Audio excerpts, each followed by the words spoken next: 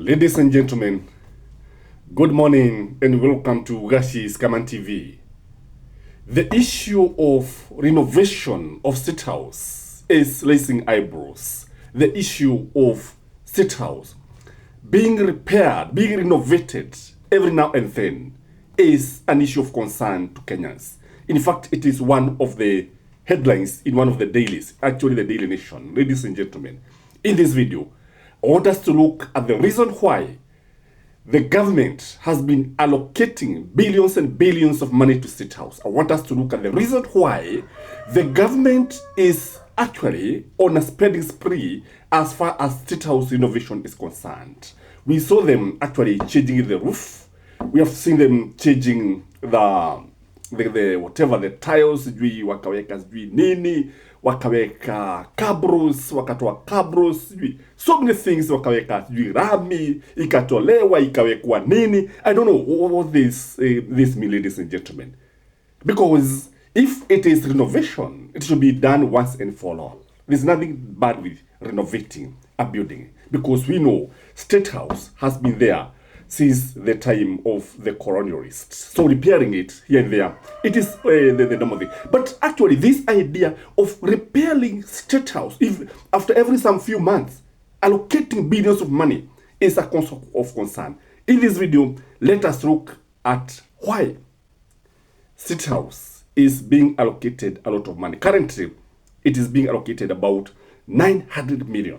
Ladies and gentlemen, what is this money for? I want us to ask ourselves, is it a priority to repair State House? Should we take money to hospitals to buy drugs? Should we buy cancer machines? Should we buy dialysis machines? Should we employ competent doctors to handle the patient? Should we send money for capitation to schools? Or should we start by repairing State House? Number one, in my view, why State House is always under constant repair is this is a conduit for corruption. The tendering process in Kenya is one way whereby the state operatives makes a lot of money. The big question that we need to ask here is, who are these people who get the tenders? Is it me, Gashis Kaiman? No. Is it Lydia, one of our latest channel member? No. Is it Isaac from US? Also a channel member? No. Is it Mike, another channel member? No. Is it Truth 1995 TV, one of also a very supportive member all the way from Belgium? No. So, ladies and gentlemen, who are these people who are actually getting tenders? Because once you look at the people who are getting tenders, you'll be able to understand why money is being allocated all the time. Because this money is not being allocated. These tenders are not being given to ordinary mwananchi. They are not given to people with disability, but they are given to who is who in State House, who is who in government. Number two, in my view, why State House is being allocated a lot of money. The government wants to get money for the campaign for 2027 general elections. The next coming election will be a very costly election for this country. The government of William Samoei Ruto is preparing to spend a lot of money to win the elections.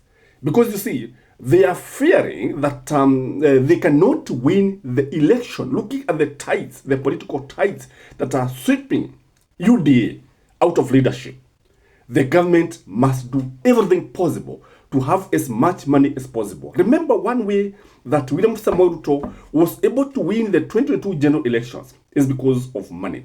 Whether we like it or not, money is a major factor in Kenyan elections. In fact, without money, you cannot win elections in Kenya. That is the truth of the matter.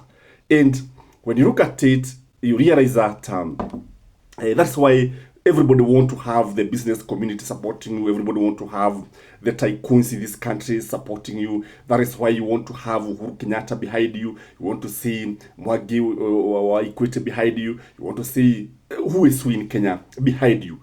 And that is why you see the other day, Raila Amolo Odinga actually crying foul that Adani deal did not go through, because I understand Adani actually financed Raila Amolo Odinga in 2017 general elections. So it is about tenders.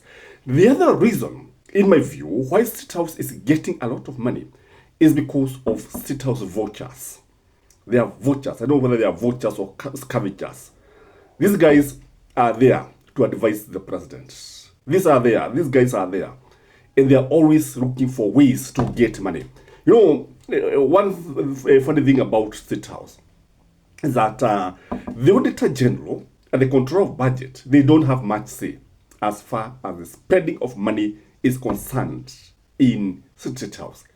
We realize that money is spent anyhow, and when it comes to accounting, it becomes very, very difficult to carpet the people who are accountable, who are supposed to be accountable in State House. They should come and explain to us how this money is spent, because you cannot be repairing State House with using billions and billions of taxpayers' money. Kenyans are crying.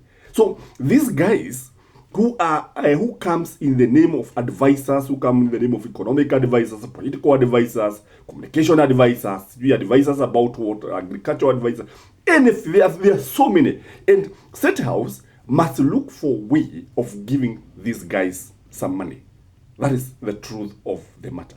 The other thing is that when you look at State House, we have been seeing huge delegations visiting State House. Huge. We saw Anyang' Nyong'o the other day. We saw James Orengo the other day. We saw the people of Mount Kenya the other day. We saw the Ukabani delegation the other day. These guys, the politicians, they're usually politicians. Unajua Waswahili wanasema ya kwamba mkono mtupu haurabwi. That is true of the matter. William Samoei Ruto wanted the support of these guys. So he needs the money. Gachagua was telling us the other day that if you go to State House, there is a container full of dollars, US dollars. So could this be the money that is being used to these leaders? Let me ask you, why do you think that most of the governors, even where the ground is very, very hostile, are still actually fighting for William Samoei Ruto for a second term?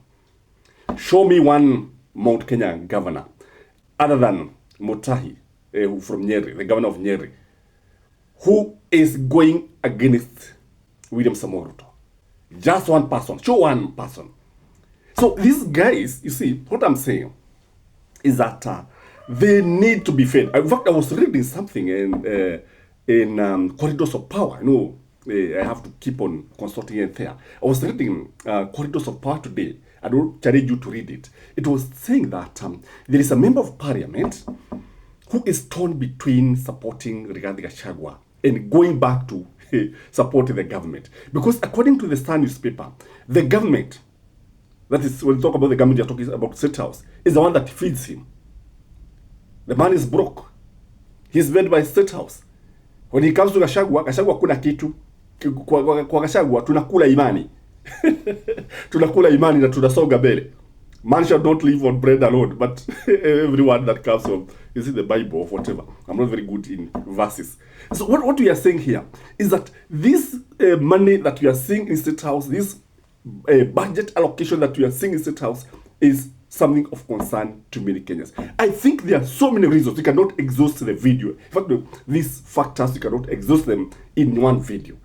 But the fact that Kenyans are raising these questions, the fact that it has become a major issue now, is a call for a political analysis and a give or take. By the way, I'm very, very happy for those of you who are sharing our video. I'm very, very happy for those of you who are liking a video, leaving a comment, and some of you reaching out to me. I don't take it for granted. Otherwise, have a blessed week ahead. Till next time, bye-bye.